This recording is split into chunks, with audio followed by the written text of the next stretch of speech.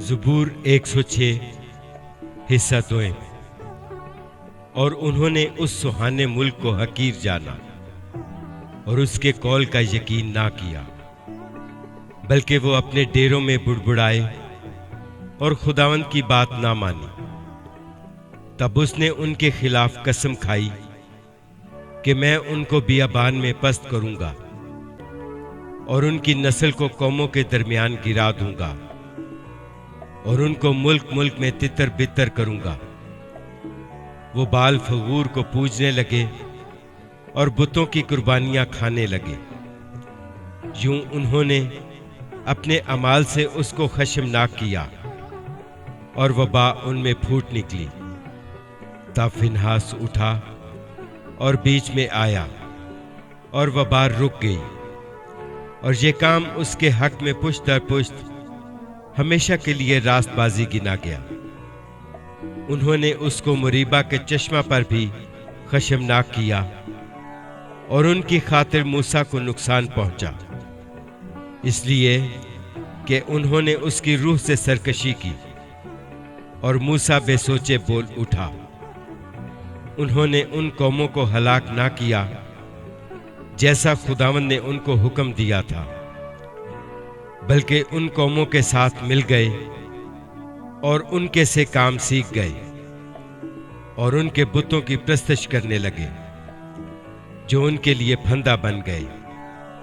بلکہ انہوں نے اپنے بیٹے بیٹیوں کو شیاطین کے لیے قربان کیا، اور معصوموں کا یعنی اپنے بیٹے بیٹیوں کا خون بہایا، جن کو انہوں نے کنعان کے بتوں کے لیے قربان کر دیا، اور ملک خون سے ناپاک ہو گیا۔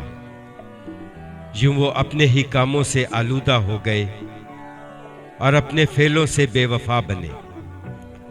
اس لیے خداوند کا قہر اپنے لوگوں پر بھڑکا، اور اسے اپنی میراث سے نفرت ہو گئی، اور اس نے ان کو قوموں کے قبضہ میں کر دیا، اور ان سے عداوت رکھنے والے ان پر حکمران ہو گئے۔ ان کے دشمنوں نے ان پر ظلم کیا، اور وہ ان کے محکوم ہو گئے۔